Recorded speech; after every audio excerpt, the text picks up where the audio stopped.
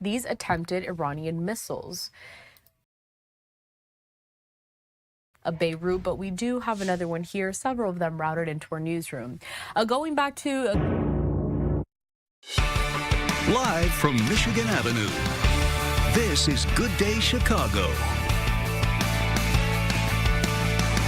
Good Thursday morning and welcome to Good Day Chicago. I'm Brian Jackson. Here's a look at some of the stories we're following this morning. Iran and Israel continue to exchange airstrikes as the war in the Middle East rages on. People in West Town are fighting back against a reconstruction plan for Grand Avenue. Taking a live look outside, traveling to work will be a little bit tricky this morning with some dense fog hanging around the Chicago area. Mike, is looking a little bit like the London fog out there this morning. You can't see anything in front of you. This was a look from Palos Park this morning. You can just see how thick that is. Yeah, and look at the really drizzle there, too. Yeah, this is kind of an icky start to this Thursday morning. It is, you and I were talking earlier how about, yesterday was foggy. This is much worse. Yeah. More widespread, and the visibilities are lower as well. So, yeah, we've got dense fog advisory in effect for the whole area throughout the day until 3 o'clock in the afternoon. This is the view from the roof of our building looking over the city, and surprise, surprise, it is a murky mess out there this morning. Dense fog advisory, as I mentioned, in effect for the majority of the area until 3 o'clock this afternoon. It includes the city of Chicago, but all of Chicagoland under that dense fog advisory. Current visibility numbers in many areas are less than a quarter mile. 0.25 would be a quarter mile, and you see a lot of numbers at that level or lower, including at Midway and O'Hare. If you're flying today, you better call ahead. Back to you, Brian. Well, we are following some breaking news. Crews are investigating what appears to be a plane crash inside of a residential neighborhood in unincorporated Deerfield. This is video taken from the scene. We're still working to gather more details. We'll provide you more updates on this story as they come into our newsroom this morning. Well, new this morning, Iran launches a new wave of attacks on Israeli and U.S. bases around the Middle East. Israeli officials say that they spotted incoming missiles in Tel Aviv and Jerusalem. According to Iranian forces, they also attacked a U.S. oil tanker in the Persian Gulf. Israel, meanwhile, launched strikes in Lebanon and Iranian-backed Hezbollah forces in Beirut. A U.S. submarine sunk one of Iran's warships in the Indian Ocean. First time a U.S. sub has sunk a warship since World War II. So far, at least dozens of Iranian sailors were killed. Iran warns that the U.S. will regret for sinking that ship. Defense Secretary Pete Hegseth says that more forces will be arriving in the Middle East. Also, the last two names of the 6 U.S. soldiers killed in a drone strike at a command center in Kuwait have now been released. Chief Warrant Officer Robert Marzan of California and Major Jeffrey O'Brien of Iowa. The Pentagon says that 6 members of the Army Reserve were working in logistics, and they kept troops supplied with both food and equipment. The command center was hit by an Iranian drone on Sunday, just one day after the U.S. and Israel kicked off their military campaign against Iran. And the U.S. Senate fails to pass a measure that would have prevented President Trump from continuing to attack Iran. The legislation, known as a War Powers Resolution, would have given lawmakers an opportunity to demand congressional approval before any further attacks are carried out. Fox Chicago spoke with Illinois Senator Tammy Duckworth on Chicago Live. She says the goal was to force the White House to come up with a plan for what's next.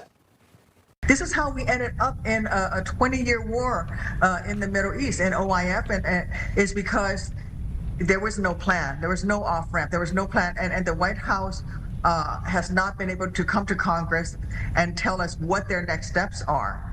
Trump promised no more wars and lower costs. Instead, he's broken every promise, and he's marched us into another war of choice without any clear justification that he can explain to the American people or to the United States Senate. Senator Duckworth says Iran is better off with the death of their supreme leader, but she says all the White House has done with the war is create a power vacuum and cost the lives of 6 American troops. Some residents and business owners in West Town, they're calling out the mayor over a major reconstruction plan for Grand Avenue. Supporters of the Save Grand Avenue effort say that they've been trying to meet with the mayor and 2 aldermen to try and find a common ground for this project, but have been ignored. It involves concrete protected bike lanes, bus boarding islands, and improved pedestrian infrastructure between Chicago Avenue and Ogden. Critics argue it will block emergency vehicles on Grand Avenue, slow down CTA buses, and eliminate parking. And my business that I've invested millions into, it stands to suffer greatly. Reduced foot traffic, parking, and I'm worried about the future. Definitely would not have purchased the building that I'm at now if I would have known that this construction was coming. The group wants this project to be put on hold until that there is 24/7 access on Grand Avenue for emergency vehicles, a way to avoid a massive slowdown for CTA buses and ample parking spaces. Chicago's first automatic public bathroom is coming to Wicker Park. The self-cleaning bathroom is expected to be installed for the intersection of Milwaukee, Division, and Ashland Avenues right near the CTA Blue Line station. It is part of a pilot program that has been drawing some mixed reactions from residents. First Ward Alderman Daniel LaSpada says that the facility will provide a needed and public amenity in a busy transit corridor. Some residents, though, they're worried about safety and maintenance and how this bathroom would function during the wintertime. Their whole approach is to flood everything with water. Seriously. It gets mighty cold out there. And with no monitoring. And if something goes wrong, supposedly DeKalb is responsible for that, at least in this pilot. But that doesn't mean they're going to have people on the ground.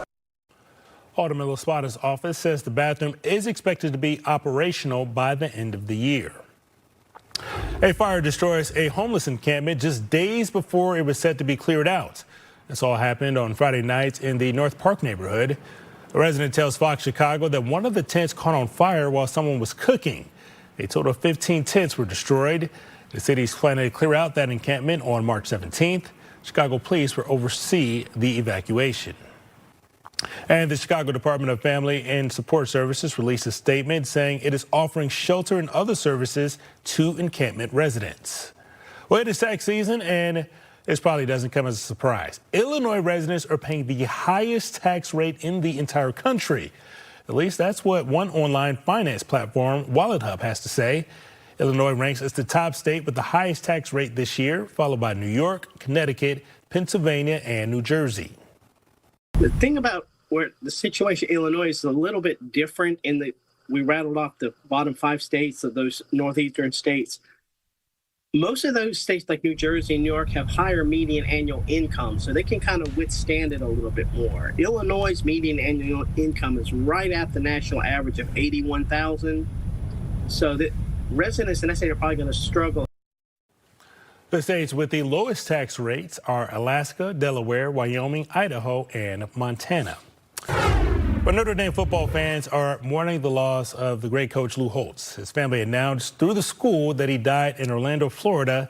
He was 89 years old, Mike. He was definitely a classic coach for sure. Oh, great coach. And then, his commentary as an announcer. Yeah. Lou Holtz did have a major impact on Notre Dame, from being the last head coach to win a national championship for the Fighting Irish to instituting the iconic "Play Like a Champion Today" sign outside the Notre Dame locker room. One person who knew him very well, former Notre Dame player and Bears radio analyst Tom Thayer. Sometimes people have a perception of what a head coach is supposed to look like, and that is not Lou Holtz. He was a smaller frame guy. He had kind of a tone of a voice that, you kind of listen to and you go, does he really talk about? But he's a super intelligent football coach. He demands the best out of everybody, no matter what position they play. He has a great understanding of offense, defense, and special teams. And that's the football side of him. I've seen him outside of his coaching life when he is doing speaking engagements, and he is a super clever, entertaining, energetic guy that really captured the attention of everybody he was talking to, male or female, young or old. All right, the World Baseball Classic is underway, and all eyes are on Team USA when they take on Brazil tomorrow, right here on Fox Chicago. One of our sister stations got a chance to speak with Fox Sports' Ken Rosenthal about what baseball fans can expect for this year. Really, what makes it so cool is to see all the best players in the world playing for their countries. And as this tournament has progressed, they've gotten an increased number of these players willing to commit. At first, it wasn't that big a deal for a lot of players, especially the U.S. players, but over time, it has really come on. In 2017, the U.S. won. In 2023, the U.S. finished second to Japan, with Shohei Ohtani striking out Mike Trout for the final out. And the atmosphere in these games is incredibly intense. Watch out for the Dominican Republic is what I'm hearing. They're going to be very, very, yeah. All right, taking a look at today's sports schedule. The Bulls, they are going to be in Phoenix to take on the Suns. Tip-off set for 8 p.m. our time. Women's college hoops. Notre Dame will play against Miami in the ACC women's basketball tournament. That'll be at 12:30. And Loyola takes on the Bonnies of St. Bonaventure. That's at 10 o'clock this morning, early start. That'll be in the Atlantic 10 women's tournament. All right, now on to the weather. The headline today is that fog. I mean, you can see the river there. It's not that bad. It's bad enough downtown, but if you look kind of straight out in front of your car this morning, you are not going to be able to see too far ahead. So watch out, allow extra time. It is going to be murky really all day long. This dense fog advisory, it's usually rare that this time of year you would have dense fog going into the afternoon hours, but that's going to be the case, and that's going to hold temperatures almost steady throughout the day. I would say this, the farther west you are, you'll probably get a little bit milder than the 42 that I'm showing here at 4 o'clock this afternoon for the city. You might even get in the upper 40s to around 50 if you get west of the Fox Valley. 39 and foggy at O'Hare right now. Not much wind, no surprise there. Consequently, the wind chill's about the same as the temperature. 43 at Joliet, LaSalle with 40, 37 at Waukegan, 43 at Valparaiso and Michigan City. Dense fog advisory really in effect for all of Chicagoland, but much of the area until 3 o'clock this afternoon. And I'm telling you, tonight, that fog, I think it's coming right back on in here. We have visibilities of less than a quarter mile at many locations, scattered throughout the area, maybe not quite as bad. DeKalb, Rockford, 3 to 1.5 miles of visibility, and there may be some drizzle. But in terms of actual bona fide rain, I am unimpressed with much going on today. I think it is much more likely that tomorrow we're going to get 2 waves of showers and thunderstorms. So tonight, it's foggy, maybe some drizzle. Watch what happens here tomorrow in the morning. We get a line of showers and thunderstorms between about 8 and 10.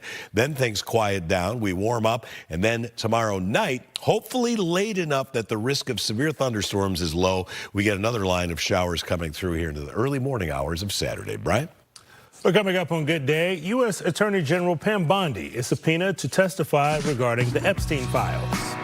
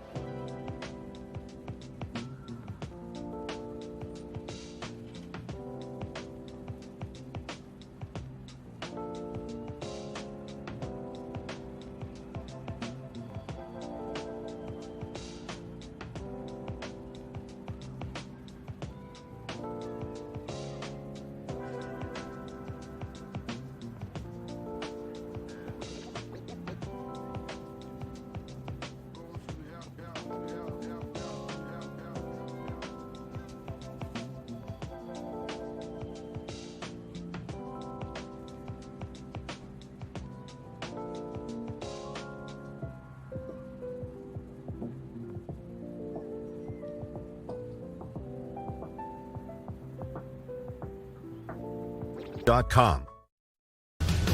Here's a look at some of our top stories. We are following breaking news out of Deerfield, where crews responded to a plane crash in the area. They said that the pilot of the plane was killed. No one on the ground was hurt. Right now, it's not clear what caused the crash. Some residents and business owners in Westtown are calling out the mayor over a major reconstruction plan for Grand Avenue. They claim that they've been trying to meet with the mayor and two aldermen to find a common ground for the project, but so far have been ignored. They're concerned about emergency vehicles being blocked, a slowdown for CTA buses, and parking spots being eliminated. Notre Dame legendary coach Lou Holtz passes away at the age of 89. His family confirmed that he died in Orlando, Florida. He had a major impact on the Fighting Irish, from being the last head coach to win a national championship for the Fighting Irish to instituting the iconic Play Like a Champion Today sign right outside the Notre Dame locker room. The House Oversight Committee votes to subpoena U.S. Attorney General Pam Bondi for testimony in the Epstein case. They want to hear from her on the Justice Department's handling of files related to the massive sex trafficking investigation. 5 Republicans joined Democrats to get the subpoena approved. Bondi and the DOJ have been receiving criticism over the files, which have seen a delayed release. The Justice Department is not commenting on the move. And DHS Secretary Kristi Noem continues to get grilled on Capitol Hill regarding her agency's immigration crackdown and enforcement policies. Noem has been defending the Trump administration's immigration policies during her testimony. Video of the shootings that left Renee Good and Alex Preddy dead were played while Noem was being questioned about her agency's tactics. This is the heated exchange she had with one of the lawmakers during her testimony. I offer my condolences to those families. And again, based on what you know today, were Renee Good and Alex Preddy domestic terrorists? There's ongoing investigations, and so I can't. So you still don't know? You think that's an open question? I would think you would want there to still be investigations going into these situations. Well, you stated the conclusion 2 hours after they were killed that they were domestic terrorists. Many Democrats and several Republicans are calling for Noem to resign. Well, some lawmakers in Springfield, they want to make life easier for people dealing with epilepsy and seizures. Senate Democrats want everyone to have access to seizure detection devices if they need them. And these devices, they're not cheap. Some cost $250, others go for as much as $2,000. A new plan on the table would force insurance to cover the cost. Expanding access to these devices is a critical step to ensuring longer and healthier lives for everyone. And by requiring coverage through health insurance plans, we're creating new pathways for those who suffer from a seizure disorder to get the care they deserve. It's time we work to ensure these treatments and devices are accessible to those who need them the most, not just those who can pay out of pocket to a multi-billion-dollar company. They're looking for insurance to cap out-of-pocket costs for these devices. The goal is no more than $50 a year. Time now 4:48 this morning, and Mike, not a lot of visibility out there. That fog is very thick. Yeah, across most of the area, Brian. Good morning, everybody. Fog takes center stage. And unlike yesterday, where it's a little more localized and not that long lasting, we got rid of most of it by about 9 o'clock. This stuff is going to hang around almost all day long. These are the current visibility numbers. 1/8 of a mile at O'Hare and Midway, 1/4 mile where you see those .25s showing up. So it is a very murky morning, and it's not going to get much better throughout the day today.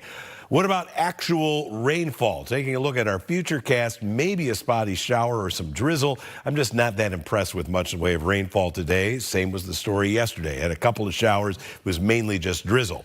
Tomorrow is the day when bona fide showers and maybe some thunderstorms will come through at a couple different times. The first round is in the morning, probably between about 8 and 10. That zips out of here, and then we'll actually get a little bit of sun here, and temperatures climb way into the 60s. Maybe somebody gets to 70.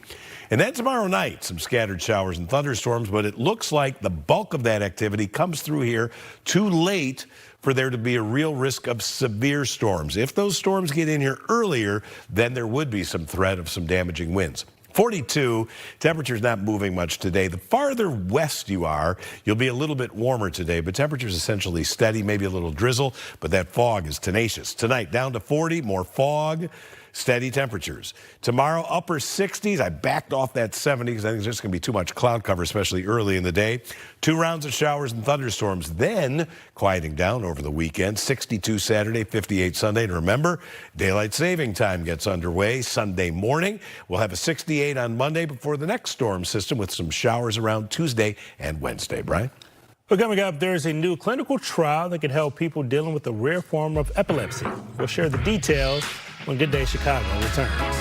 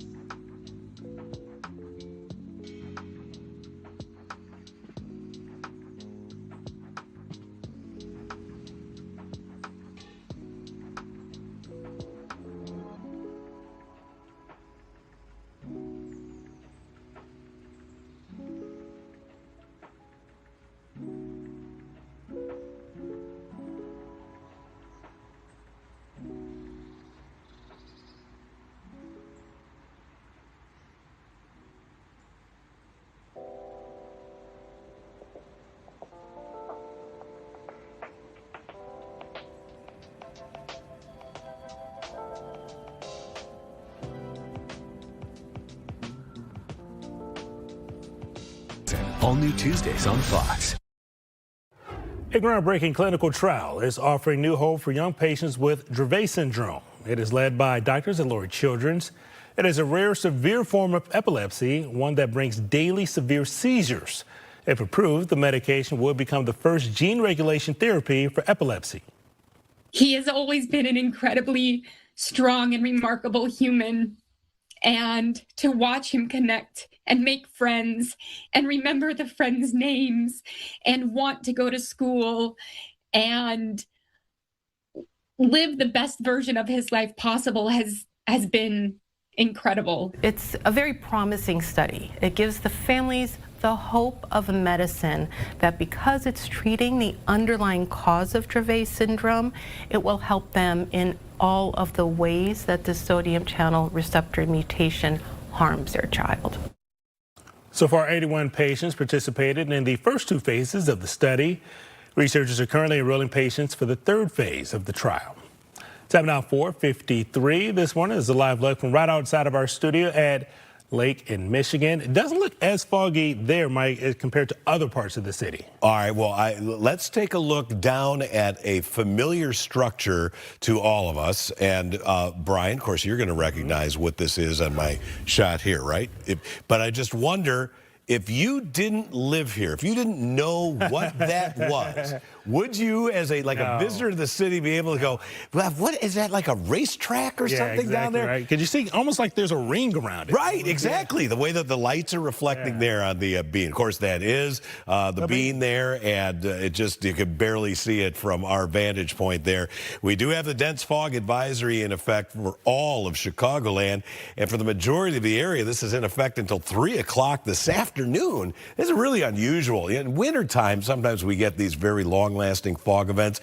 But really since late 2 nights ago through most of the day tomorrow. And this is going to last, I think, off and on through tomorrow morning. This is really one of the more memorable duration fog events in the Chicago area. Visibilities now in many locations are a quarter mile or less. We're up to a quarter mile at O'Hare. It was an eighth of a mile, just like Midway a little while ago, but these numbers are going to be fluctuating. In general, the farther away from the lake, maybe slightly better visibilities, especially later today. Let's look at today's high temperatures. There will be some variation across the area. You get far enough southwest, you may get into the low to mid 50s in LaSalle County, maybe in Grundy County as well. Joliet, you might pop up to 48 degrees, but I'm going to keep it cooler closer to the lake. 42 at O'Hare, look at only 39 at Waukegan. Northwest Indiana, mid 40s. You get south of the Kankakee River, though, around Rensselaer, you might get a 53. The highest chance of widespread and heavier rainfall comes twice, tomorrow morning and again tomorrow night. Scattered showers and thunderstorms during that period, which would end Saturday morning, hence the 50% chance of showers on Saturday. Then daylight saving time begins Saturday night into Sunday morning. Temperatures mild Monday and Tuesday, ahead of the next storm system with some rain Tuesday into Wednesday. 4 minutes before 5, we'll be right back.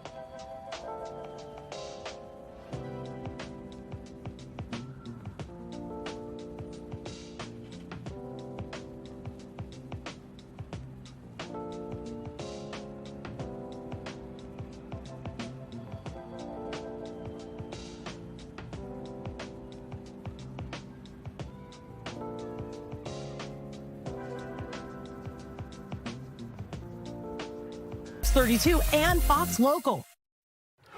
Lawmakers on Capitol Hill will vote on funding for the Department of Homeland Security. The Senate will hold that procedural vote a little bit later this afternoon. The agency is warning of possible cyber attacks or lone wolf violence following the strikes in Iran. A federal judge says some companies may now be entitled to tariff refunds. Last month, the Supreme Court struck down the tariffs, ruling that President Trump exceeded his power when he imposed them. The ruling did not address a refund process for companies. In a ruling by a New York judge, companies who paid the tariffs that were struck down deserve a refund. Time now 4:59 this Thursday morning. We'll be right back.